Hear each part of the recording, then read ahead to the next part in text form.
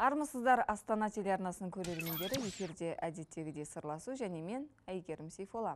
Сырласудың бүгінгі қонағы қоғам қайраткері, кезінде бірнеше керемет қызметтерді атқарған бүгін ұлттық компанияның басшысы Мұрат Әбенов. Мұрат мырза, қош келдіңіз. Сізді енді вице-министрліктен кеткелі барлығы сол өз орнына қайтып барады деді депутаттыққа, я болмаса қызметі жоғарылайды деді. Бұл компанияға қалай келіп қалдыңыз?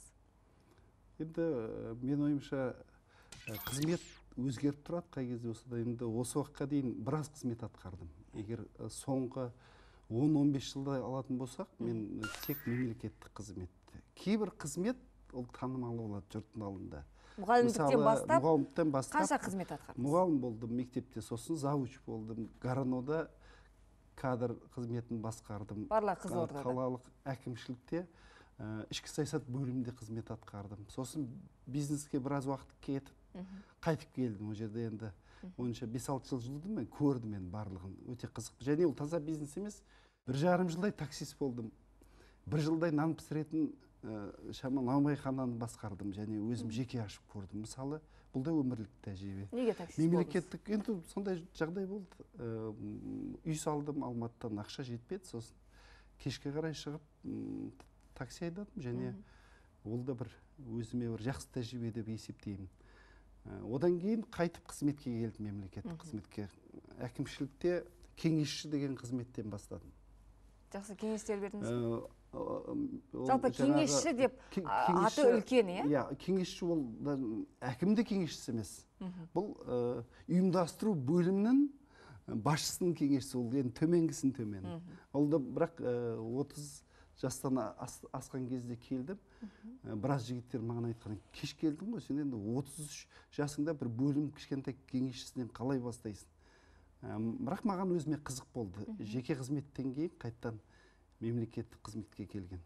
Содан кейін мен есімде бірінші рет, кеңесші болып жүргенде, бірінші рет мемлекеттік қызметке конкурс жариялады 2000 жылы. Ол кезде Байменов енді ғана реформа. Байменовтың бір несін көрдім, сұхбатын көрдім. Қызықтым, шынымен де. Және сендім. Дәл сол конкурсқа мен де қатысып көрейін деп. Сөйтіп, ең күтіп жүрдім, ең бірінші жариялаған кезде сол кеңесші болып жүріп, конкурсқа қатыстым мемлекеттік қызметке. Ол конкурс біраз адам қатысты, мысалы Қызылордан облыстық мемлекеттік қызмет басқармасының басшысына. 6 адам қатысты, біреуі мен болдым. Мен тестті тапсырған жалғыз мен ғана болдым. Қалған 5-еу өтемей қалды. Сол жаңағы әңгімелесуге бір өзім бардым. Сөйтіп, бірінші рет жарылған конкурста мен сол қызметке бардым. 2 жылдан аса басқардым, сосын ішкі саясат бөлім деген ашылды. Сол кезде кадр іздеп жүр екен. Мен енді мемлекеттік қызмет агенттігін басқарып жүріп, сондай іздеп жүрген байқадым да, өз-өзімді ұсынды. Мен барайыншы, маған қызық. Ішкі саясатқа барып, 3 жылдай басқардым. Сонда бір орында сіз қанша жыл отыра аласыз? Енді бір 3 жылдай отырдым барлық жерде. Сөйтіп, ішкі саясатта жүріп, өте көп жақсы тәжірибе жинадым. Жаңағы бұқаралық ақпарат құралдарымен, саяси партиямен, оппозициялармен, жаңа қоғамдық ұйымдармен, жастармен, көпшіліктің алдына шығып сөйлеуді үйрендім сол кезде. Бұрыннан бері енді қоғамдық жұмысты қатар алып жүретін, комсомол бар, пионер бар, бірақ ішкі саясатқа барғанда өте қызық болды өзіме. Сосын облыс әкімі орынбасары болдым. Ол да бір ұсыныс болды, енді кездейсоқ ұсыныс болды, мен енді оған келістім, әрине өте қызық болдым, себебі бүкіл әлеуметтік сала, білім саласы, мәдениет, спорт, сол кезде бір үлкен әдемі фестивальдерді өткізіп Қызылордада. Сөйтіп жүріп, кадрлық өзгерістер болды облыста. Маған ол кезде облыс әкім болып Құл-Мұхаммед келді, Мұхтар Құл-Мұхаммед, аппарат басшысы қызметін ұсынды. Ол да қызық қызмет, мысалы аппараттық, кеше ғана көпшіліктің алдында жүрген жұмыс, жаңағы аппарат басшысы бір басқа. Әрине ол шамалдан кейін мен сездім, енді таза аппарат кабинетте отыратын жұмыс шамалы облыс әкімі орынбасарынан кейін қызықсыз болып қалған сияқты болды да, бірақ шамалдан кейін маған бүкіл жұмыс қайттан қосып берді.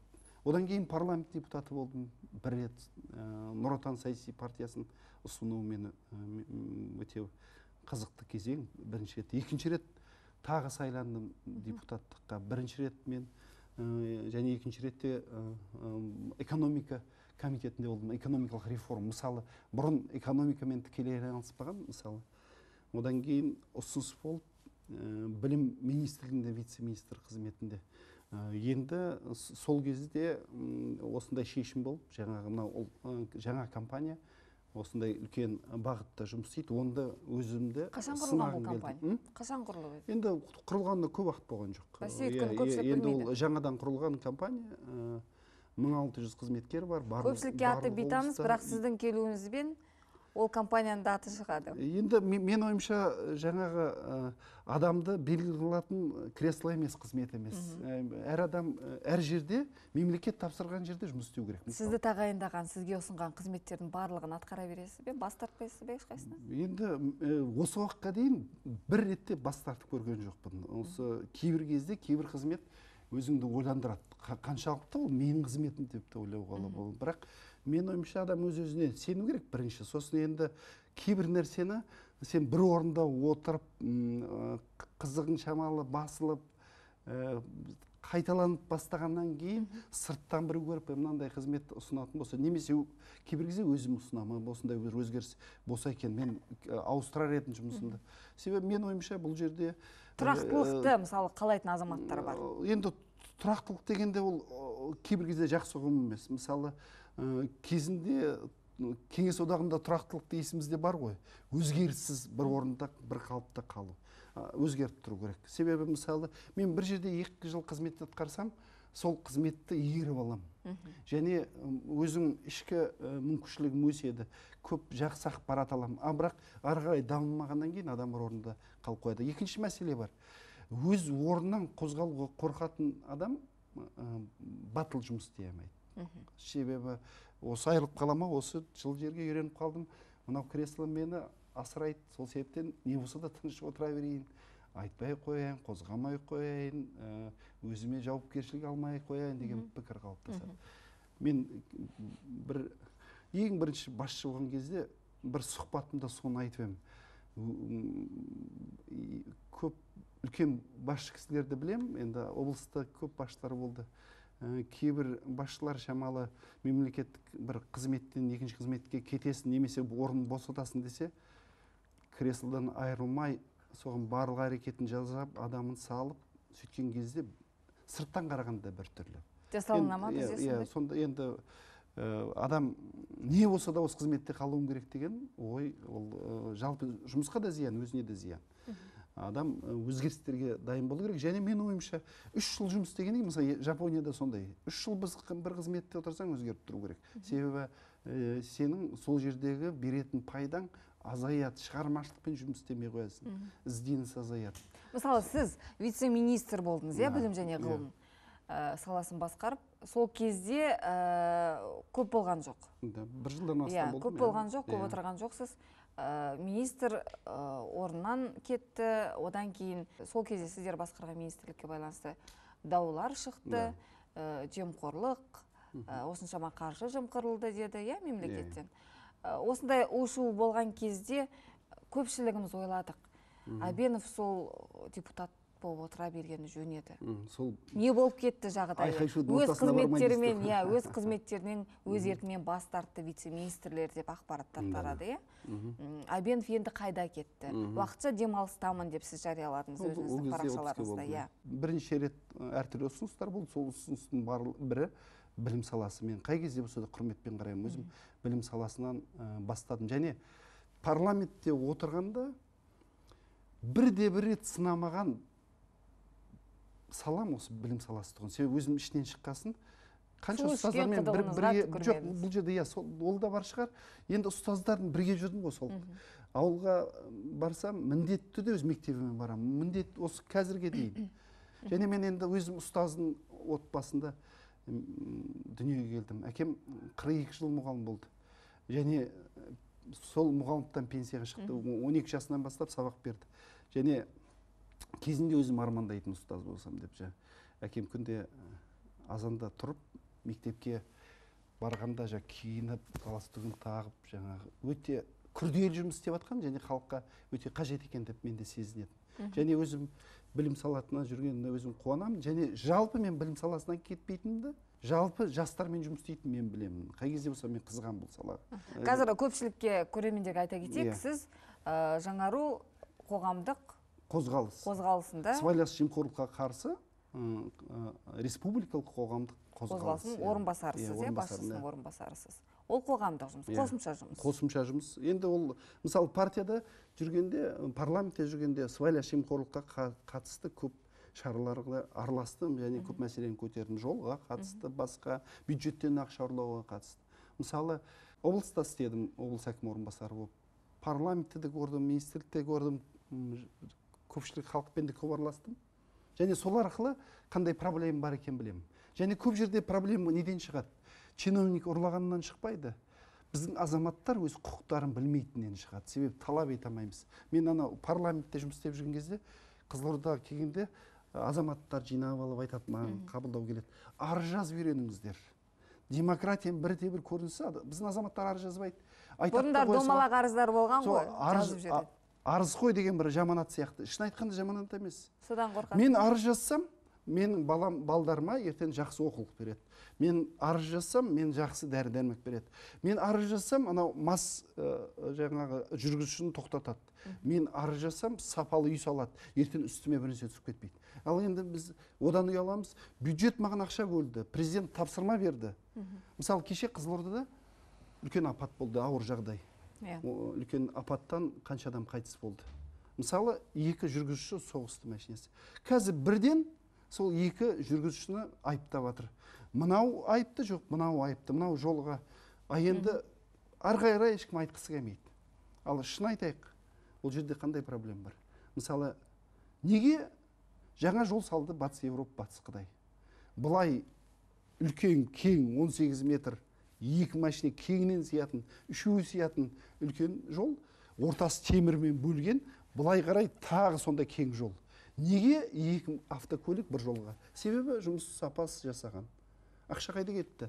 Неге кеше ғана жасаған жолды бүгін жөндеу жұмыстары жүріп жатыр? Неге ол жерде белгілер тұрмайды? Неге 2 автокөлік бір-бірімен бір жолда кездесіп қалды? Бұл жерде екеуі де айыпты емес.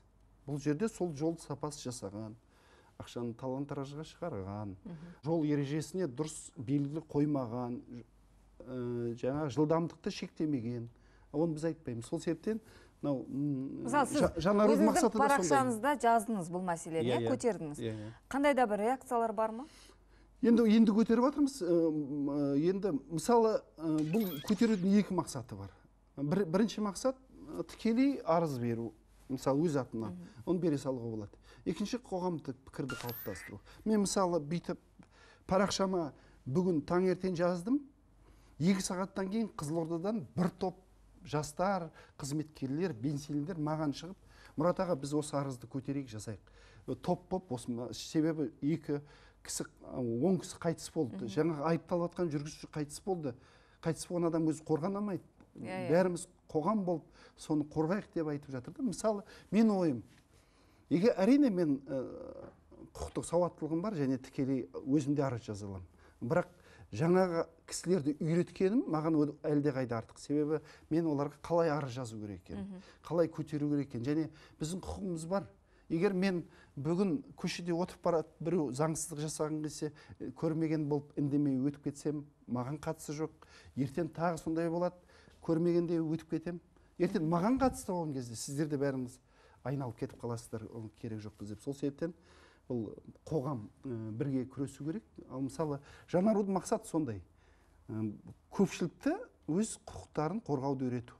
Көп жағда қазір интернет пайда болды, қазір қарасаңыздар. Интернеттегі ең белсенді азаматтардың бірегейсіз сізде. Қанша оқырманыңыз бар?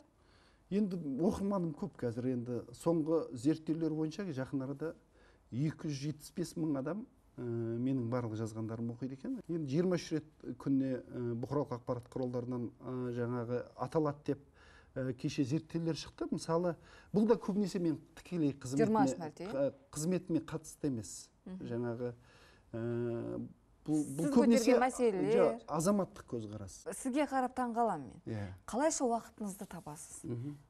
Мысалы, жаңағы өзіңіздің ұлттық компанияңыз бар, жай ғана қызмет емес, енді басқарма директорысыз, Одан кейін жаңару қоғамы бар. Директордың кеңесінің төрағасы. Ол Директорлық кеңесінің төрағасы. Стратегиялық жұмыс болғасын, мүмкін жаңағы уақыт көбінесе ойлануға, стратегиялық жоспарлауға көбірек кетеді. Сол себептен енді қалған барлық бос уақытта. Қоғамдық жұмыс, жаңару.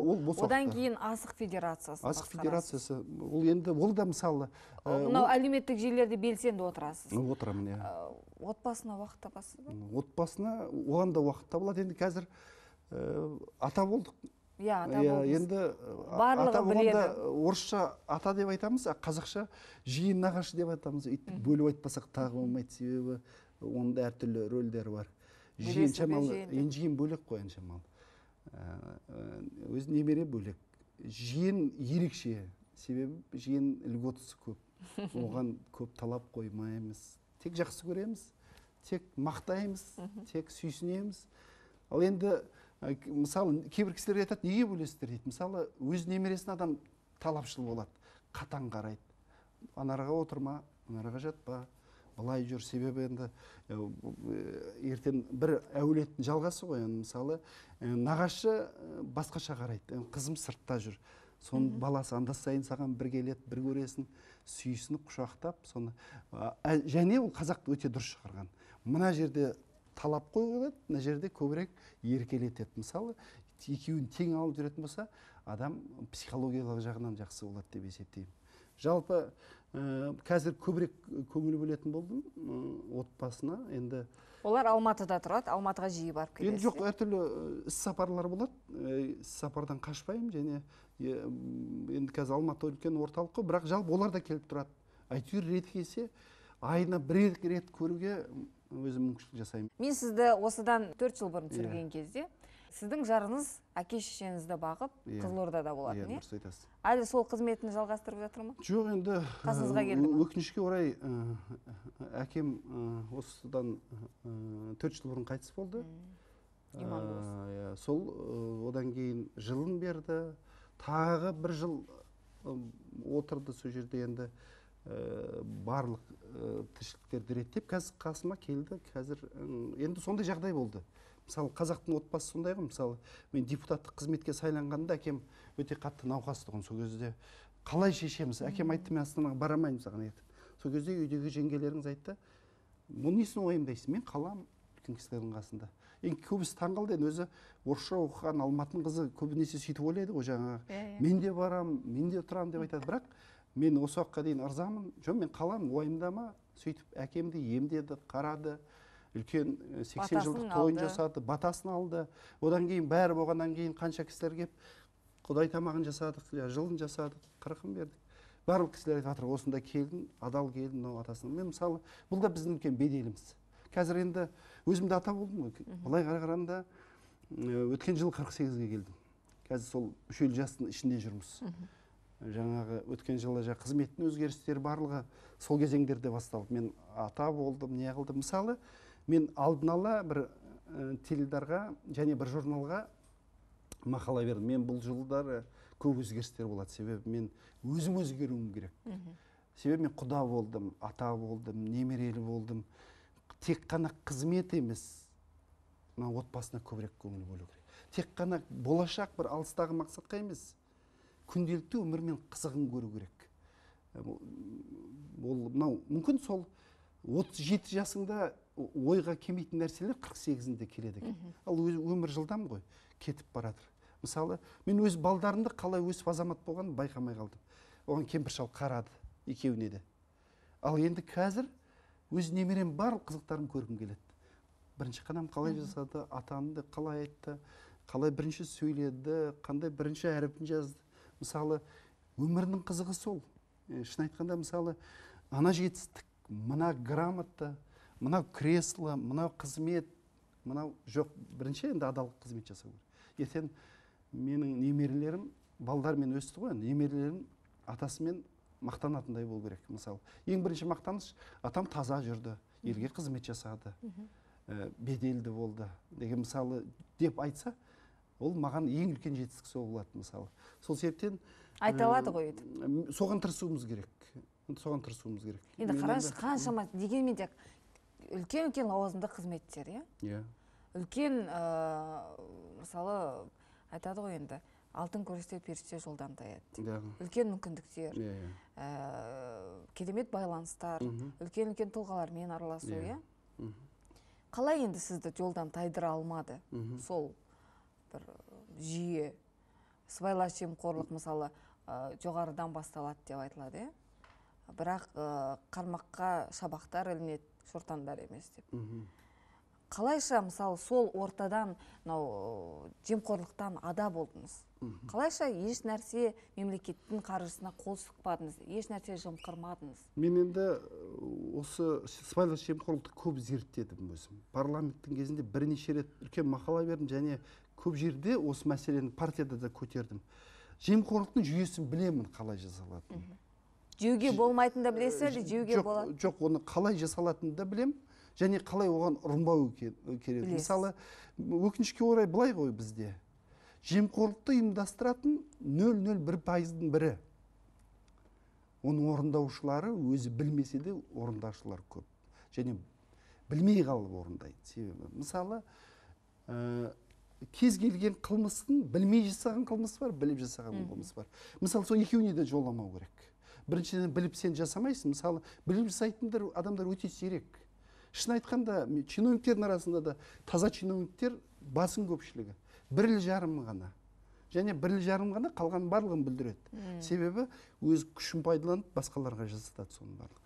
Ал енді біліп жасамайсың, бірақ кейбіреулер білмей жасауы мүмкін. Мысалы, егер сен соны біліп отыратын болсаң, біліп те жасамау керек, ал білмей жасаған жерден сақ болып, оған аулақ жүру керек. Осы мәселені. Осыны жақсы білгендіктен сіз білінбедіңіз. Мен білінбедім. Қазір чиновник жастар көп қой.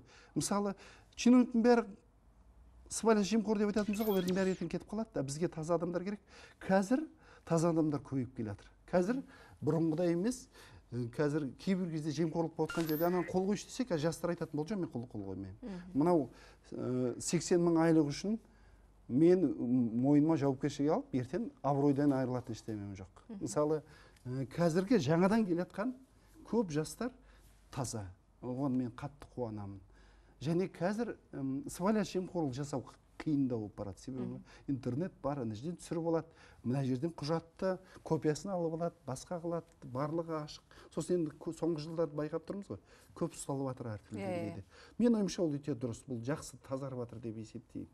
Көп менің осы пікір қалыптасуыма әкем көп әсер тигізді. Көп жыл ұстаз болды. Ешқашан біреудің затына қызықпа, таза жүр, айтатыны. Мен қызметке барғаннан қорқытты әкем. Таза жүр, ең бастысы абырой, ертең қызмет өзгереді, ертең осы елдің алдында келесің, ертең ұят болмасын, басқа деген, мысалы, маған көп нәрсе. Әкем өте қарапайым кісі болды. Мен парламентке сол баяғы тұрған ескі үйден бірге шықтық қой енді. Мысалы, маған ол жетістік.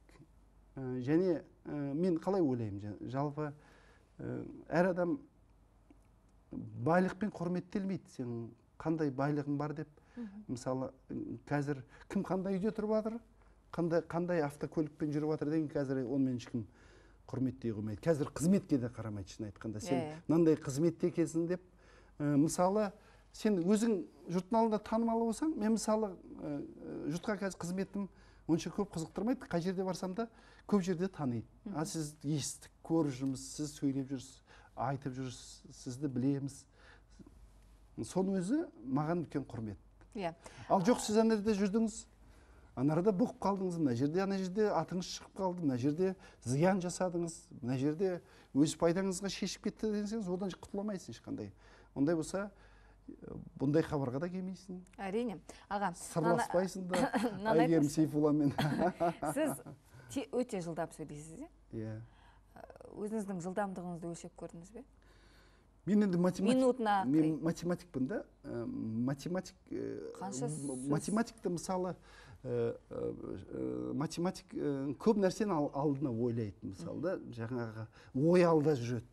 Ойыңа сөзің жетпей қалатын кезің болды. Сол себептен мен қазір жай сөйлеп үйренгенім.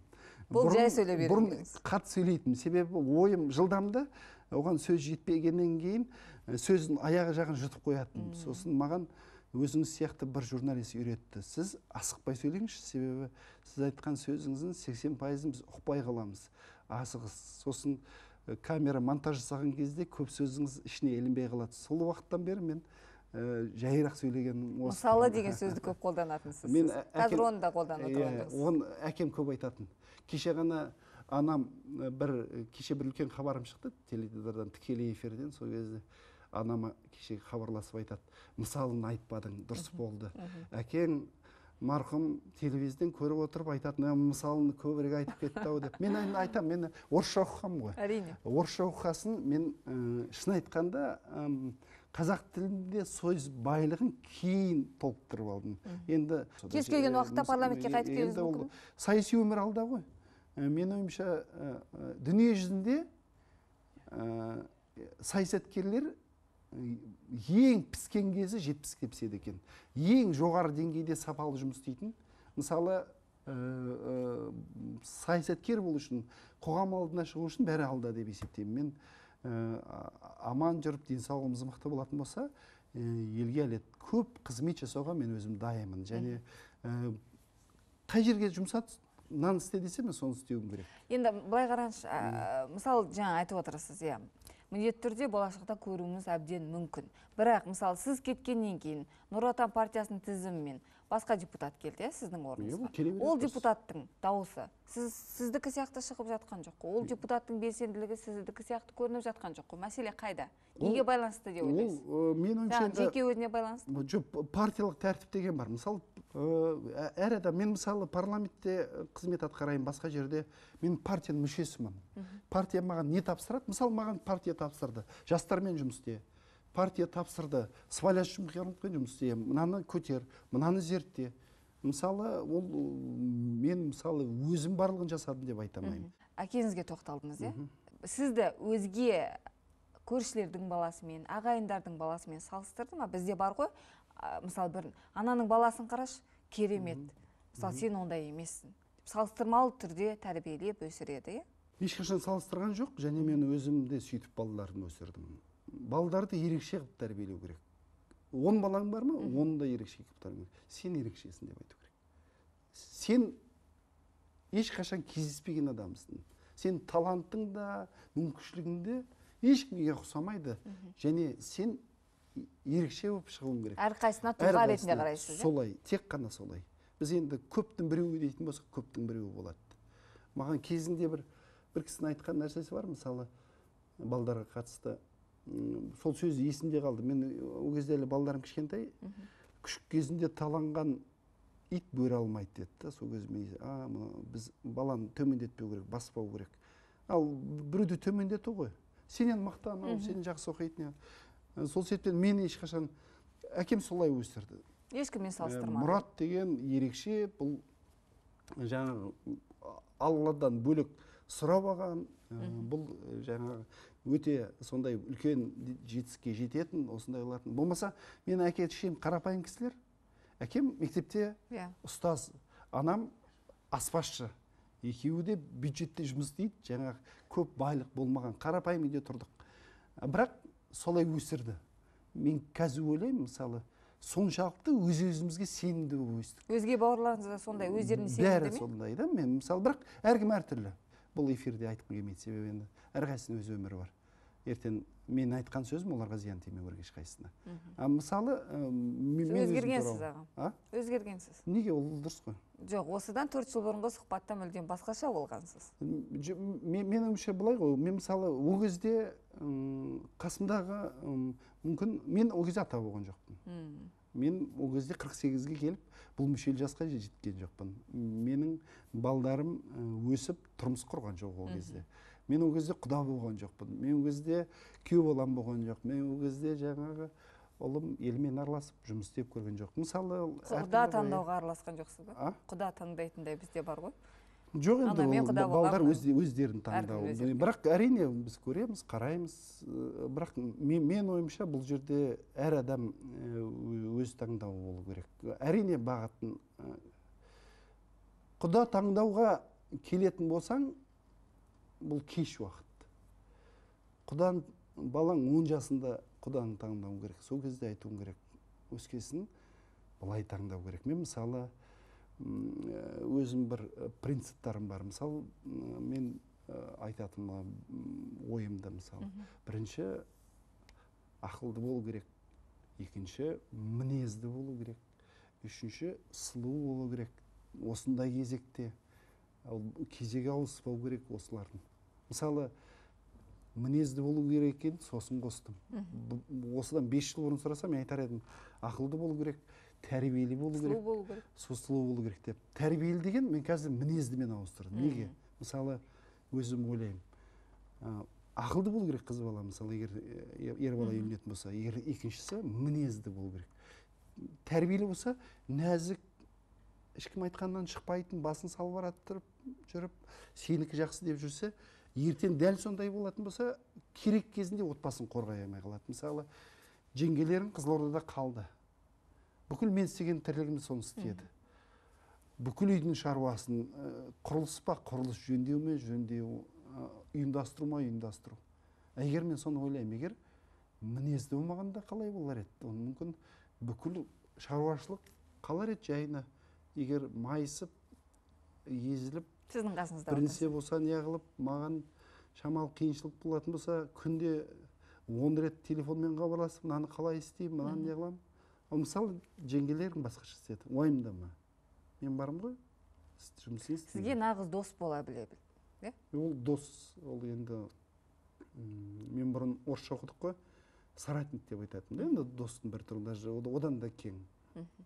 Дос, мысалы, сен идеяң толығымен қолдамауы мүмкін. Дос деген әртүрлі дос бола береді бірдемен.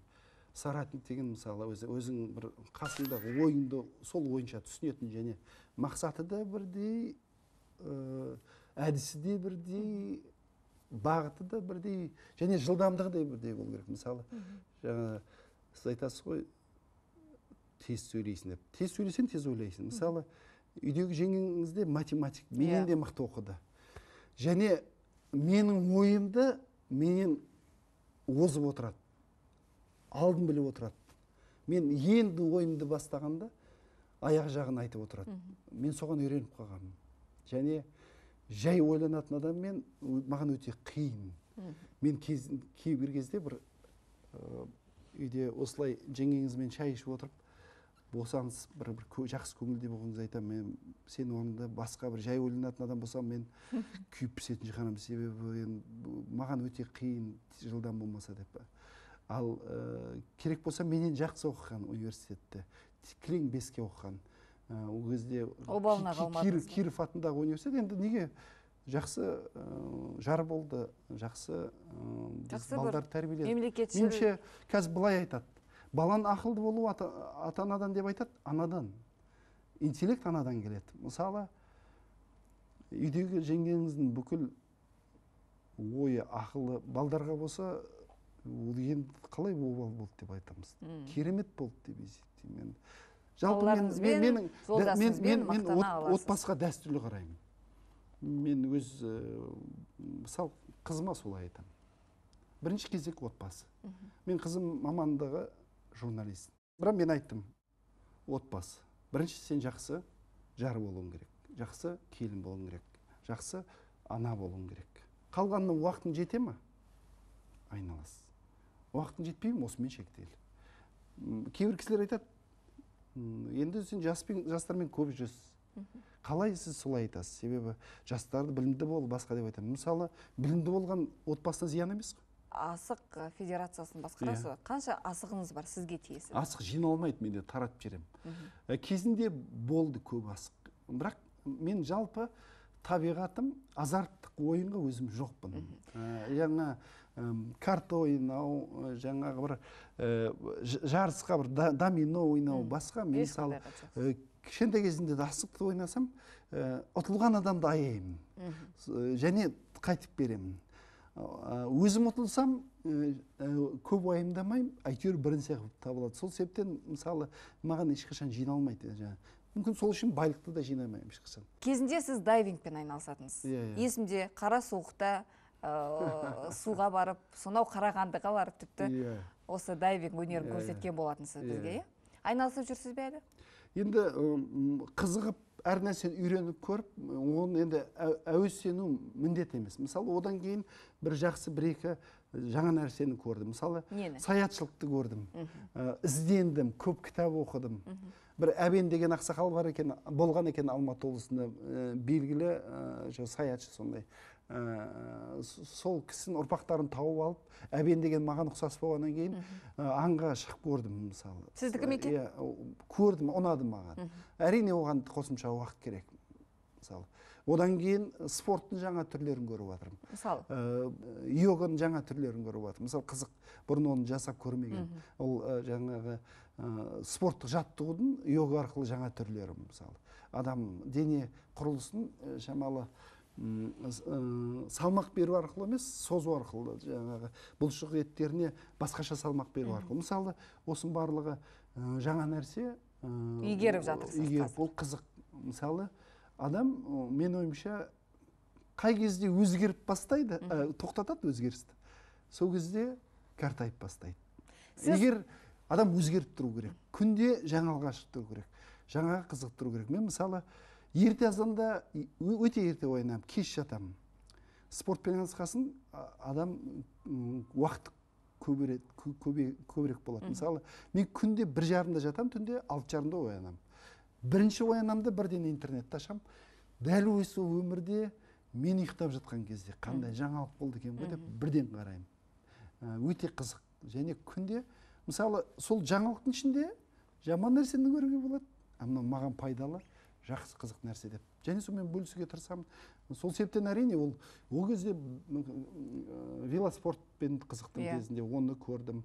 Суға жүздім. Қазір мысалы өткенде Айкөне деген жаңа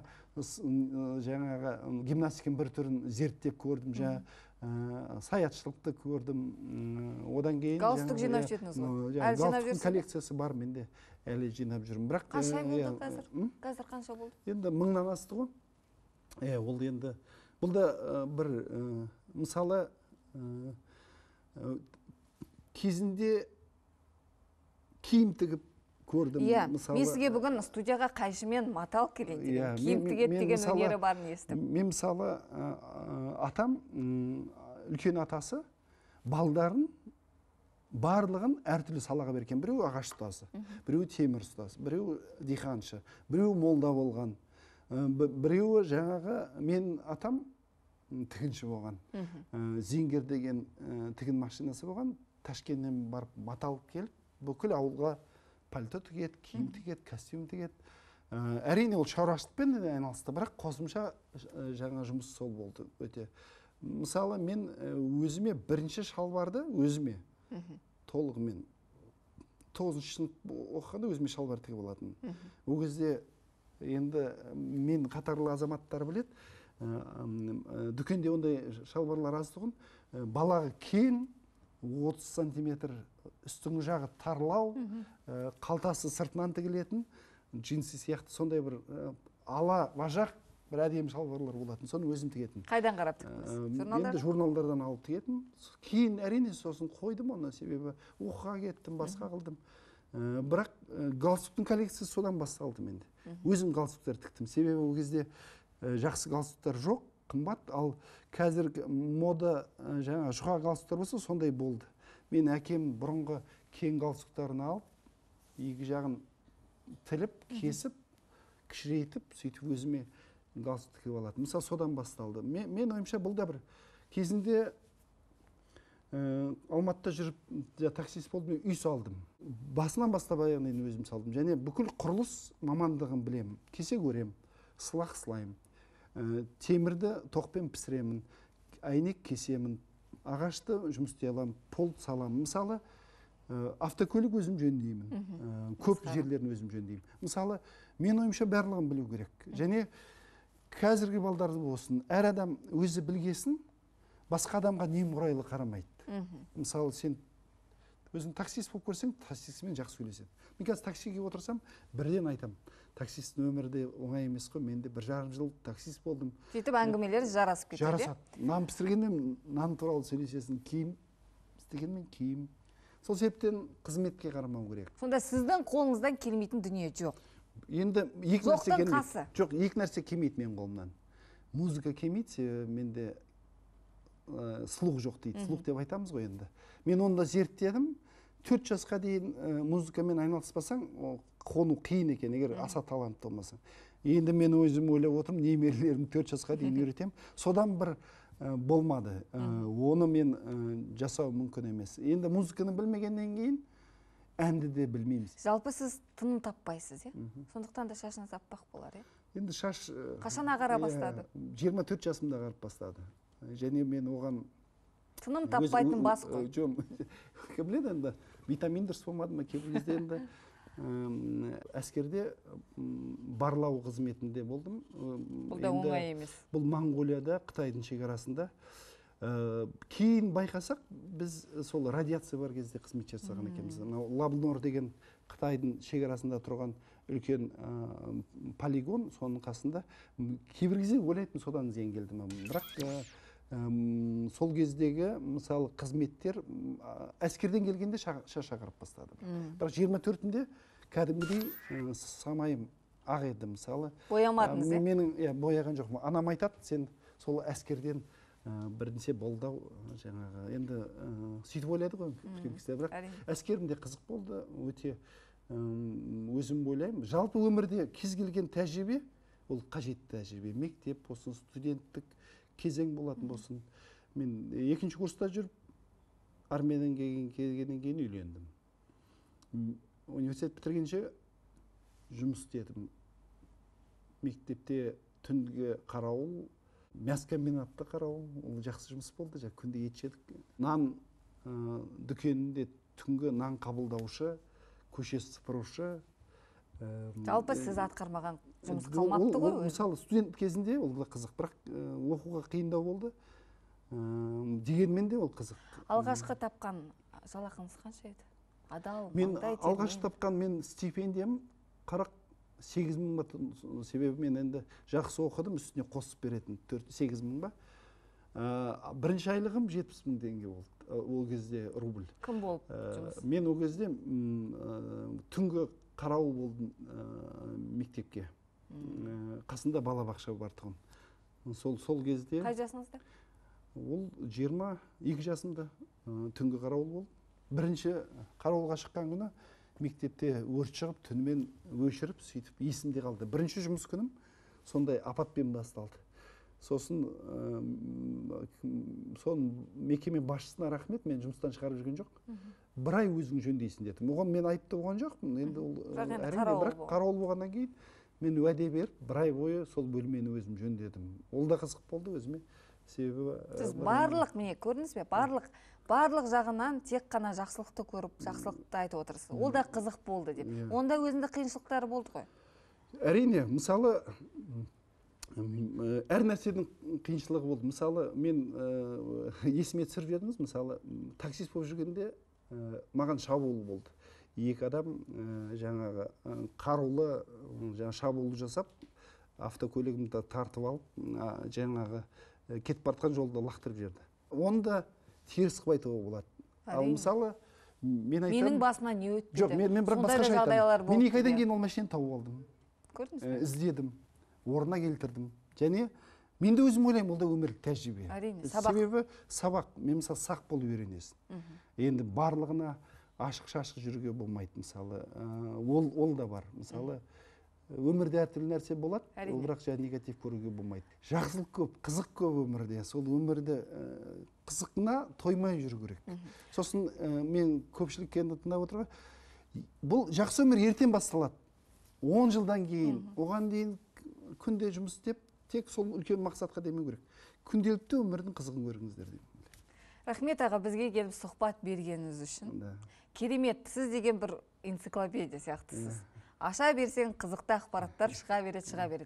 Бағдарламаның соңына қарай және өзіңіздің жеке басыңызға байланысты көптеген қызықты ақпараттарды бұрын сонды бәлкім көрермендер естімеген болар бұны. Біраз ақпараттардың бет ашылды, иә? Жалпы шын сырыңызды кімге айтасыз? Бүкпей, боямай айтасыз ба? Достарыма айтамын, жақын адамдарыма айтамын, туған туысқандарыма айтамын. сосын қажет қылған адамдарға айтамын. Кейбір кезде кездейсоқ кездескен адамдар болады. Мысалы пойызда кетіп баратып қасында жолаушы болады, сырымды айтамын, себебі өзім ойлаймын, бостан босқа кездескен жоқпыз ғой бұл кісімен.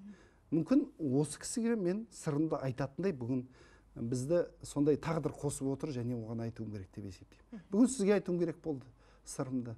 Реті келсе сырымызды айтып, егер сол сырымыз елге пайдасы тиетін болса, сырымызды айтайық. Неге айтамын мен мысалы?